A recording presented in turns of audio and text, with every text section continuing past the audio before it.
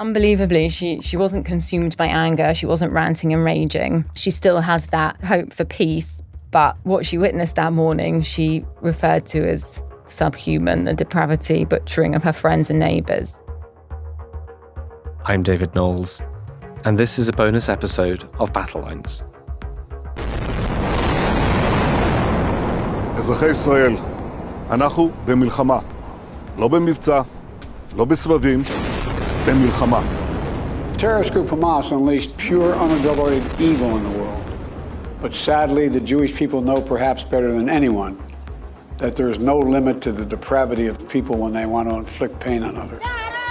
Like every place I go run away, and I just find bombs and I find dead people.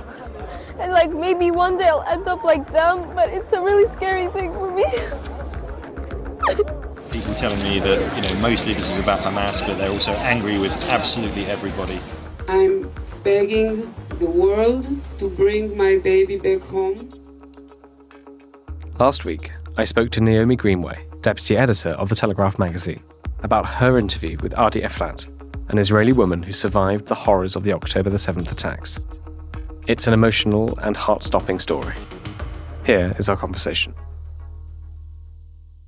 Naomi, who was Adi Efrat before the 7th of October 2023? Can you tell us a little bit about her life and her family? So Adi's a 51-year-old mother of three. One of her sons and one of her daughters were living nearby at the time of the attack, and she lived this very wholesome life on Kibbutz Be'eri. Ironically, she worked as a trauma specialist, specifically with animals. What I got from her was that she was really someone who believed in goodness, someone who believed in the goodness of mankind and the goodwill of people. And she described herself slightly to the left politically, which was very typical actually in that area. And she lived this communal kibbutz life. And there were a few things she mentioned to me, sort of in passing, that I thought actually really gave a reflection of the type of person she is. She was telling me that one night she was driving to her sister's house in a nearby town, and someone walked along the road. She could see a guy with a briefcase, and he was walking along a main road, so she pulled over, and she asked him, what's up? And she said it was strange to be walking along a main road, and it turns out he was a Palestinian man from Gaza.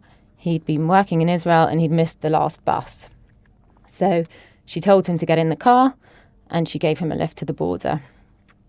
Not many women anywhere, I think, would pick up a man on a dark road, and especially not in the case when there's so much tension between two communities. But as she explained, she always wants to believe the best in people. She sees the goodness in people. That's what she's about. And in fact, she wrote her dissertation on positive Arab-Israeli relations. So she's a peacenik from the heart, a sort of wholesome soul. That's what I got from her.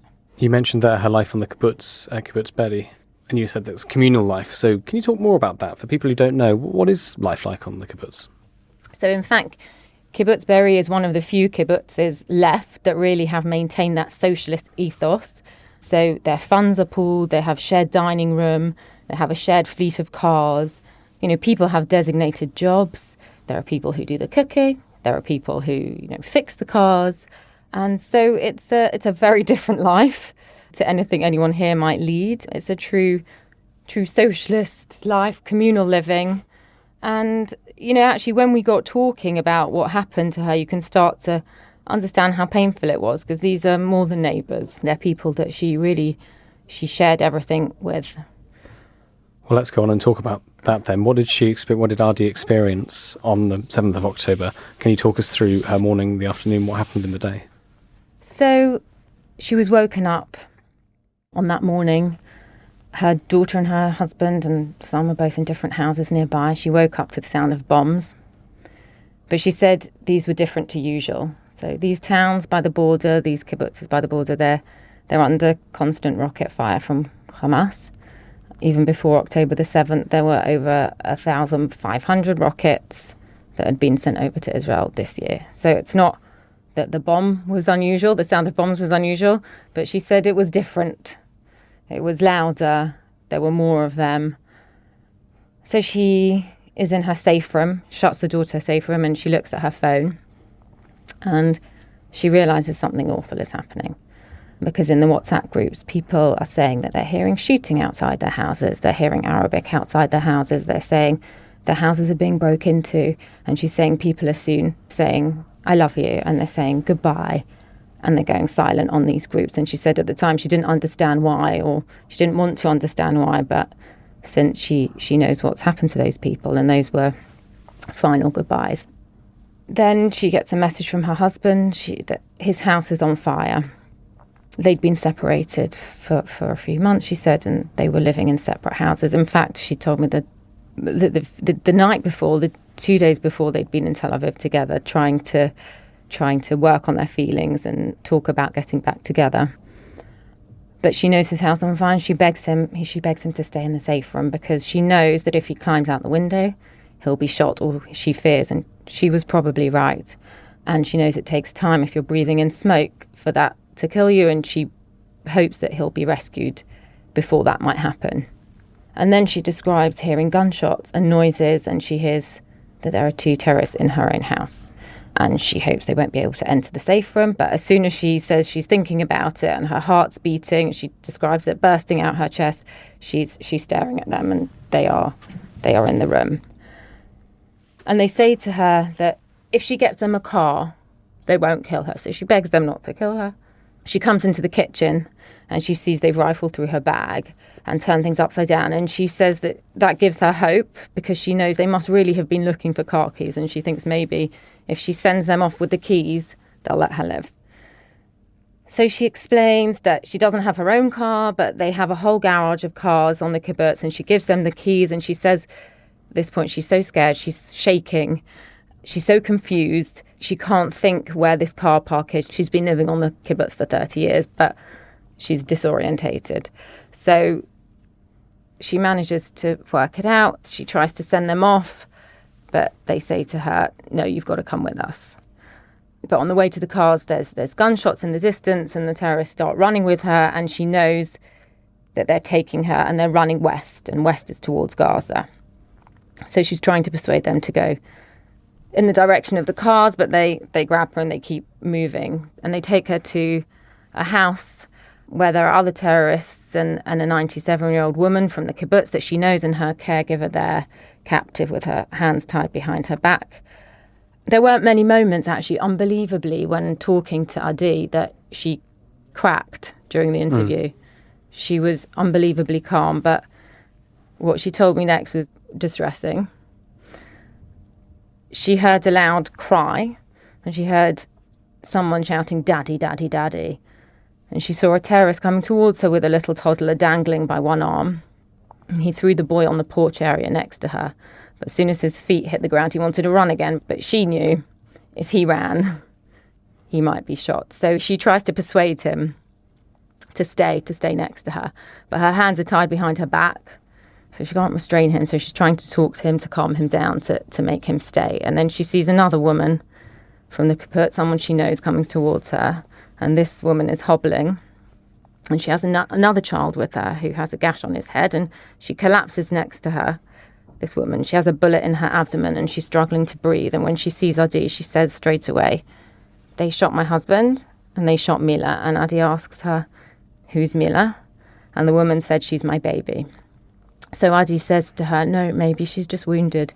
You don't know she's dead." And the woman says to her, "No, they shot Mila in the head." And Adi said her hands were tied behind her back. She doesn't have words to comfort this lady. She just puts her head on her shoulder and tries to comfort her that way. She's then taken, she doesn't know why, but they pick her out and they take her with them.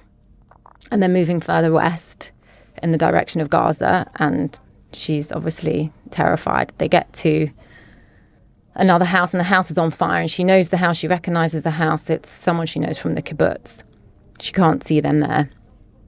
They tell her to go inside the house, but it's burning, it's too hot. And there's fighting now. The IDF soldiers are there, and there's the gun battle starting. And she takes the initiative to hide in a moment where the terrorists are distracted. She hides in a storeroom on the terrace of this house. She covers herself in nappies, actually, she told me, to protect herself from bullets. And she just crunches up as small as she can, and she stays there hoping that she doesn't get shot. And this goes on for a while, and eventually she can hear that the gunshots are getting less frequent and there are fewer terrorists in this house. She says there were about 15 of them in this house. And eventually she realises that it's going quiet and the terrorists may have retreated, but she doesn't know. She waits a while and eventually she hears Hebrew and she knows that the soldiers are there. And she describes this moment as a mixture of relief, but not total relief. They come over to her, they find her, and they say to her, "You're safe now, you're with us, we'll protect you." But she says to them no. She says she doesn't want them to put themselves in danger. She knows that for them, having her with them in the battle is going to make it harder for them. She sees them, they're kids, they're younger than her daughter. She doesn't want them to put their lives on the line for her, but they insist. They say, no, this is what we're here for. We're here to rescue you. And they create a barrier around her. And she thinks about an hour and a half that they're battling. She described it as they were like angels fighting like lions, and in front of her, 4 of them are injured. Eventually, they managed to evacuate her outside of the kibbutz fence. What did she make of the Hamas terrorists that she was dealing with that tried to kidnap her, that kept her prisoner? She described a few things. When she was at the house with this lady who was on the floor with the bullet in her abdomen, this woman was struggling to breathe. She was describing they were impatient with her, shouting at her. And then at other moments, she said it was surreal because she's Moroccan, actually, originally, and she speaks Arabic. She was trying to talk to them in Arabic, telling them about the cars when they were at her house, trying to talk to them in Arabic. And there were moments when she was walking through the kibbutz with a gun held to her head, but it was a beautiful, bright morning and the grass was green, and it almost felt like a different universe she was in. But unbelievably, she wasn't consumed by anger. She wasn't ranting and raging. She still has that humanity in her, and incredibly also hope for peace. But what she witnessed that morning, she referred to as subhuman, the depravity, butchering of her friends and neighbours. So that hope for peace is also coupled with absolute certainty that Israel need to eliminate Hamas in order for that to happen. And I guess my final question is, weeks on from this, when she's thinking back on it, what did you make of her reflecting? You said that she was quite calm telling you most of the story, and there's only a few moments when she cracked. I mean, this must have been very difficult to hear. How does she approach it now from relative safety? I think, reflecting back, one of the saddest moments in that interview for me was hearing her talk about the hope she had almost 20 years ago when Israel withdrew from Gaza in 2005, and remembering it as this huge moment of hope for her. It resonated for me because I remember that too. I remember watching it on the news, seeing Israeli soldiers forcibly remove Israelis from their homes in Gaza. And even though the footage was distressing in a sense, the bigger picture was full of hope. This was an agreement of withdrawal in return for peaceful coexistence. And I really believed that this was a new era for Israel. And that's what Adi was talking about, a new era for Israel and a new era for the Palestinian people. And she was reflecting on how wonderful that would have been, that freedom for Palestinians, and how wonderful for Israel to experience this ever-elusive peace. And she said to me, she thought it would be like it is with Egypt and Jordan. Israelis very freely travel around Egypt. In fact, I've been in Israel and I've crossed that border into the Sinai Desert myself, and it's really no big deal. People come and go very freely. She said she thought they would be going to visit the beaches in Gaza, which are among the most beautiful on that coast, and she thought they'd be buying falafel in their markets.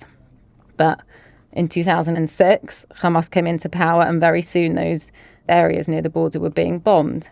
And she described it starting like fireworks, but they slowly got more and more sophisticated. And she said Israel's response to that was to ensure every house had a safe room. They used their Iron Dome to intercept these rockets. And also after that, that's when the blockade began to prevent smuggling. And in fact, it's been a very sad era. So there was that element. The other thing she found quite obviously upsetting was actually being here in the UK and seeing images of the demonstrations on the streets. She said she tried not to watch because it was too hurtful, because to her it felt like hundreds of thousands of people saying maybe at best, well, you sort of deserved it, and at worst, way worse than that. And to her, I think it's hurtful because she also finds the message a bit twisted, particularly from people she sees as aligned with her worldview in so many other ways, because that free Palestine narrative is intrinsically, sometimes implicitly, sometimes very explicitly implying that Israelis and people who support Israel's existence don't want a free Palestine. And in truth, she wanted a free Palestine since before a lot of the people on that march latched onto that idea at all. But obviously her idea of a free Palestine involves peaceful coexistence, and she recognises that for a lot of people on those marches, especially those chanting from the river to the sea, that's a call for Israel's destruction. So for me, it was upsetting that after everything she's been through, she should come to this country and be confronted with something that, from her perspective, she finds so hurtful. But unbelievably, she is in fact still hopeful for peace. So I think if she can have that hope, we probably all can. Thank you very much. Thank you.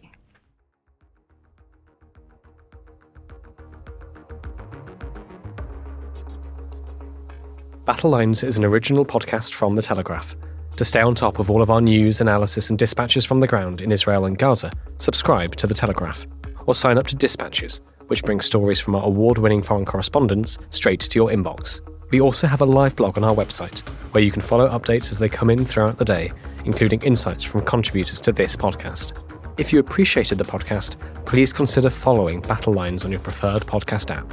And, if you have a moment, leave a review, as it helps others find the show.